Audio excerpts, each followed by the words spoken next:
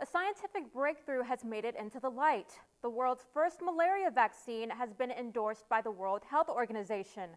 According to the WHO, the vaccine should be given to children in Africa. The organization hopes to limit the spread of the disease.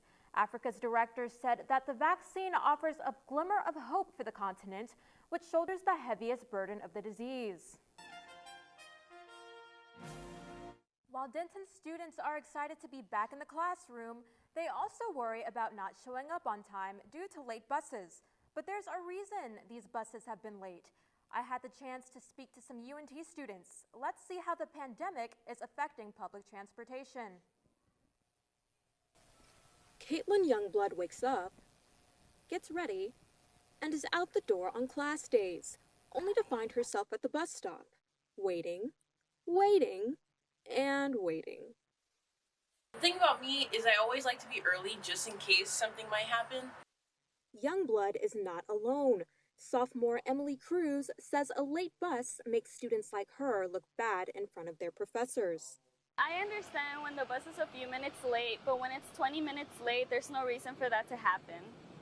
But that very reason is the shortage of bus drivers, an issue that has gotten even worse since the pandemic. DCTA is actively seeking bus drivers, yet it is difficult to find new hires because drivers need to work overtime due to shortage. DCTA's Melinda Bartram says they are doing what they can for the betterment of Denton public transportation, which includes running a new kind of service. To address the driver shortage, DCTA chose to reduce the frequency on a few of the specific routes that we run, and those routes are number 4, 21, and 22. Yet buses still arrive late, and students are left waiting with uncertainty. Whenever I look around campus, I see all these students waiting in the heat for the bus, and you don't know how long they've been waiting there. It would make my life a lot easier if the buses were always on time. Just sit here and wait, like I'm wasting valuable study time. And I wish that they would show up on time. Chanel Young, NTTV. Yes, Michael, consumer prices have risen to their highest levels in over 30 years. While economic officials assure us that the climb is temporary, the trickle-down effect of rising gas and grocery prices will affect everything. But how did we get here?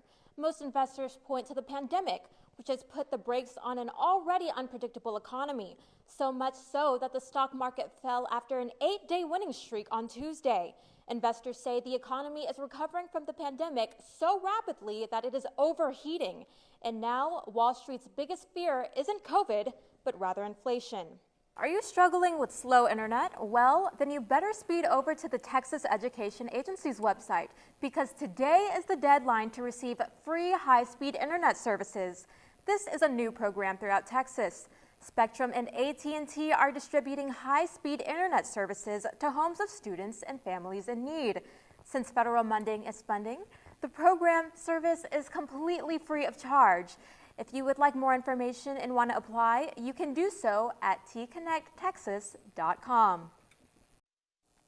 A Texan federal judge is blocking the state's new 6-week abortion ban. Some may see this as a challenge to Roe v. Wade. U.S. District Judge Robert Pittman is allowing abortions after noting fetal cardiac activity.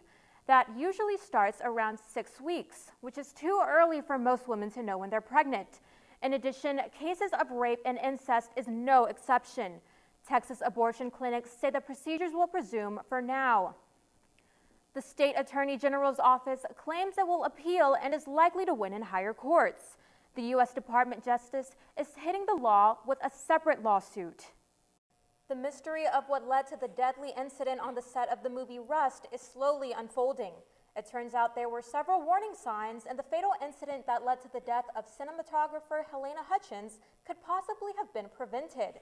In an update from the investigation, court documents revealed that there was a lot of ammunition on set. Although it is unclear whether there was live ammunition, blanks, or dummy rounds, it could be found all over the set in boxes, loose in a tray, and in a fanny pack. One experienced prop master spoke out and said he refused to work on the movie. He had been asked to work 2 jobs on the set as an armorer and an assistant prop master. Another seasoned prop master said that the gun should only be between the armorer and the actor, and it's a very regulated process, or at least according to the industry professionals, it was supposed to be.